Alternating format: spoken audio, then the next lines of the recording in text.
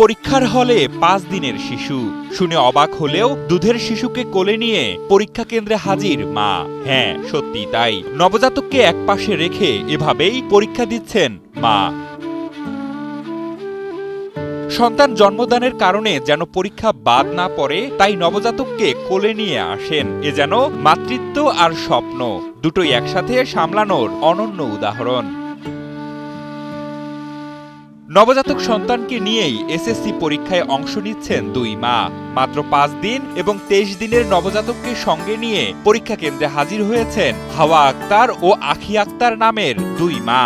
আমার কেন্দ্রে দুজন ছাত্রী ছোট বাচ্চাদের নিয়ে পরীক্ষা দিচ্ছে। একটা বাচ্চার বয়স 5 দিন আর একটা বাচ্চার বয়স 23 দিন।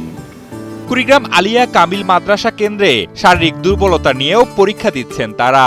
এর মধ্যে একজন সিজারিয়ান অপারেশনের পরও দৃঢ় মনোবল নিয়ে বসেছেন পরীক্ষার হলে। আলহামদুলিল্লাহ ভালো পরীক্ষা দিচ্ছি। পেয়ে গেছে 1 বছর। কোন ক্লাসে থাকতে?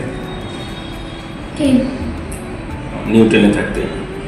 এদিকে নবজাতকদের যত্ন নিচ্ছেন আর মায়ের পরীক্ষা শেষ হওয়ার অপেক্ষা করছেন পরিবারের সদস্যরা। বাচ্চাটা হয়েছে আজকে 5 দিন হল, তো প্রথম পরীক্ষা দিচ্ছে অসুস্থ, আজকেও দ্বিতীয় পরীক্ষাও দিল অসুস্থ, মা সুস্থ নেই। অন্যদিকে 23 দিনের শিশুকে নিয়ে পরীক্ষা দিতে আসা আরেক মা প্রমাণ করেছেন ইচ্ছাশক্তি থাকলে বাধা মানে না জীবন। আমার নাতি হয়, আমার বেড়ার ছেলে, বৌমার ছেলে, আর 1 বছর হয় বিয়ে হওয়ার। বাচ্চার বয়স 23 দিন চলতেছে।